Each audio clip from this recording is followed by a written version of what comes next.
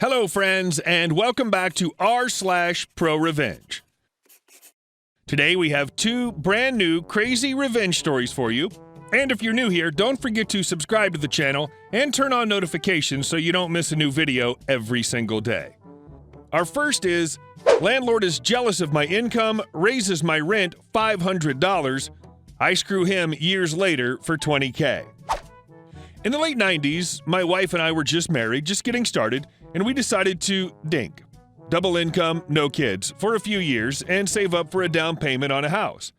The dot-com bubble was still rising, and I was a newly minted software developer. I had an entry-level job for a while, then got recruited to a new city and a new job that paid 3 times what I was making before. It was an offer too good to pass up. I ran the numbers, and it was a no-brainer. By living frugally and saving my entire salary, living off just her income, we would easily have enough in a year to put 20% down payment on a new house. We rented an apartment in the new city that was listed for $950 a month. The landlord was a real estate agent who owned a 2-bedroom condo as an investment property. Let's call him Hank Wazowski. Hank was a thin, gray, no-nonsense guy. He was pleasant enough, but perfunctory, dry, and had no sense of humor. He made a point of explaining that under no circumstances was he responsible for maintaining the garbage disposal and that it was not included in the rental agreement, and he would not be responsible for fixing it were it to break. Okay. He seemed slightly amused by us, a clueless young newlywed couple, but I could tell he wanted to rent to us because we were very obviously a safe choice as renters. We filled out the rental agreement and the credit check. Now this is where my troubles began. Hank looked hard at the credit application where I listed my job title as software developer and my income as $75K. For a 23-year-old in his second year out of college in the late 90s, this was a small fortune. Throw in my wife's salary and we were well over 6 figures in income, renting an apartment far beneath our means. Like I said, dink is the way to go when starting out. "I can't believe how much money you make," Hank must have said half a dozen times, muttering under his breath. I explained we were saving to buy a house and that we were only going to stay in the apartment a year. We might stay a few months after the term is over. Would month to month after a year be okay? Hank assured us that yes, that would be fine. We only saw Hank once during the year, and he again mentioned my salary and how he couldn't believe that's what software developers were making. It was awkward, and I gave a vague reply. Anyway, after a year, we'd found a house to buy, signed the papers, and were making plans to move. The new house wasn't going to be ready until 2 months after our rental lease was up, so I called Hank and asked if we could, as discussed, simply extend the lease by 2 months before moving out. Hank assured me on the phone it'd be no problem, and he'd send over an extension for us to sign. The extension arrived in the mail and included a month-to-month clause and a $500 increase in the rent. I flipped out and called him. "Hank, why are you increasing the rent over 50%? That's too much. That's more than my new mortgage is going to be." He was super condescending to me. "Rocky Moose, it's what the apartment goes for now. I'd be losing money by renting it for less." I tried to reason with him, but it was very clear he knew we could afford the $500, had no choice in the matter, and he was going to screw us over the best he could. He got angry with me for arguing my point, and I'll never forget his parting words. "You don't have to like it, Rocky Moose. You just have to pay it." My wife and I tried to figure out a way to move out early by putting our furniture in storage for a couple of months and crashing with friends, but it just wasn't going to work out. I swallowed my pride and wrote a check for $1,450 for the extra month. A month later, I wrote a similar check, and then we moved out. I made sure the apartment was spotless before moving, but still Hank withheld $300 from our security deposit for bullcrap things that were just a way for him to squeeze a few more dollars from the kids who made too much money. $100 for cleaning? Sure. But $300 was obscene. In my mind, he'd screwed me over for $1,200, and there was nothing I could do about it. What made it even more infuriating is that I saw the ad Hank put in the paper after we moved out, and he listed the apartment for only $150 more than we'd been paying originally, not the grossly inflated $500 increase. And it didn't rent. A month later, I saw the same ad, and he'd lowered the price to $75 more than we'd been paying, and I assume he got it rented because the ad stopped appearing. Fast forward about 5 years. Life's good. The house is good. We have a baby, and even though the dot-com bubble has burst, I'm still employed.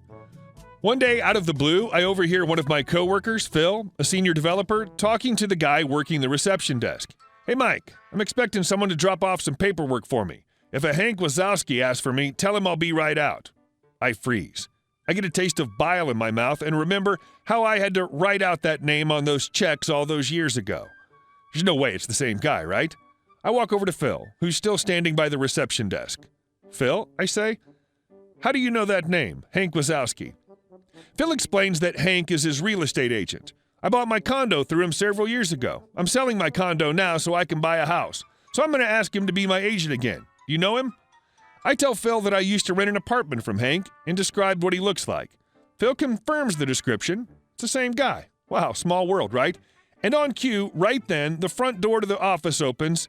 In walks Hank Wazowski. I stare in disbelief. He's carrying a folder of papers and doesn't recognize me. Phil and Hank shake hands and they talk for a few moments. I stand there silently, wondering what to do. Phil finally says, "Hank, this is my friend Rocky Moose. I think you may have already met." "Yes, hello, Hank. Good to see you again." "Yeah, my wife and I were your tenants a few years ago on Blank Street. Remember, the software developer who rented for a year, saving to buy a house?" "Yeah, well, this is where I work. Here. With Phil." Hank's eyes indicate he now remembers me, and he's starting to put it all together. We shake hands, and he says yes, of course he remembers me, and asks how we're doing. "Oh, we're just fine. Thanks for asking. Phil says that you're his real estate agent. Small world, isn't it?" Hank nods pleasantly. He still doesn't remember the details of our last conversation. So I do some quick math in my head. This is now the early, mid-2000s. The real estate market's very strong. Easy money for any agent. The crash of 2008 still a few years in the future. I start to think out loud. Selling the condo for around $150,000 to $200,000, and you're looking at houses in the $500,000 range, so that's $650,000 to $700,000 in total transactions. An agent getting 3% on the sale and the purchase is making like $20,000 for his trouble. That's a good commission for the agent, isn't it? Hank's eyes flash, and I can tell he remembers everything about me now. Phil is surprised at my passive-aggressive tone. I'm enjoying the uncomfortable silence. Hank deflects my question, saying it's complicated, and tells Phil to send back the papers as soon as possible. He shakes hands with Phil, looks at me, nods, and goes to leave. "It was really good to see you again, Hank," I call behind him. He exits the building. As the door is still shutting, I say a bit too loudly so that Hank can hear, "Phil, don't sign anything just yet. I have a story to tell you." Phil looks at me and says, "Rocky, what the hell was that about?" He looks pissed and confused at my behavior.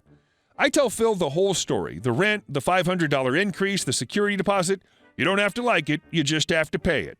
Everything. "Phil, you can't use this guy to sell your condo and buy a house. I hate him. He's evil. I'll help you find another real estate agent. Just use anyone but Hank." So the great thing about Phil is that, well, he's a great guy. He says he's a little surprised at my story and has always known Hank as a straightforward guy, but I totally see him doing that to you, he admits. There's no way I could use him now. What a jerk. Then Phil's eyes light up a bit. "What do you want me to say when I fire him?" I have special feelings for Phil now. We came up with a plan, and I made sure that there were some key phrases in Phil's repertoire. We planned it all out together in advance. My only regret is that I didn't get to see Hank's reaction in person a day later when Phil made the following phone call while I stood behind him listening. "Hi, Hank. Yeah, it's Phil calling. Yeah, about that. I've decided to get some other quotes from other agents. I'm not going to sign up with you." No, you shouldn't give a discount. You'd be losing money if you did that." "No, this is just a decision I've made." "Oh, no, it has nothing to do with Rocky Moose." "Well, you don't have to like it, Hank. You just have to accept it. Bye." Click. It was the greatest revenge I could have ever imagined. Through a chance meeting years later, Hank got screwed out of $20,000 in easy commissions. And the best part? Hank absolutely knew it had everything to do with Rocky Moose. And our second story. I locked my inconsiderate roommates out of the internet and phone lines. Back in 2002, when dial-up internet was still a thing, I rented a room in a house a few blocks from the university. Rent was $500 for a room and a shared kitchen, bathroom, and common spaces. Included in rent was a shared phone line that went to each room. Per the lease agreement, everyone had access to the shared line. But if you wanted internet, you had to pay for your own line to your room. So I moved in and bought myself a phone. I didn't use it a lot, mostly just to call my mom, and my work had the number on the very off chance they needed to call me. My mom mentioned during one of our conversations she couldn't get through for a while, and I just thought somebody'd had a long chat. I went into work one day, and my boss was irritated. She'd left a message for me that I definitely didn't get. I was convinced the couple on the main floor answered and didn't care enough to take down, much less pass it on. Meanwhile, we had a rocky relationship at the house. They were always cooking in the kitchen. Seriously, I was living on PB&J that I kept in my room. They were antisocial to the point of being rude, and I was already annoyed with them when it happened. I picked up the phone, and screeching through the handset, it was the unmistakable noise of ancient internet. They must have gotten it that day, because after that first time, it seemed like every time I went to use the house phone, dial-up was using it already. I tried to kick them off by picking up and hanging up over and over rapidly, but that didn't seem to work very well. I confronted them, and the girl smirked and was like, "Call the landlord." Cute.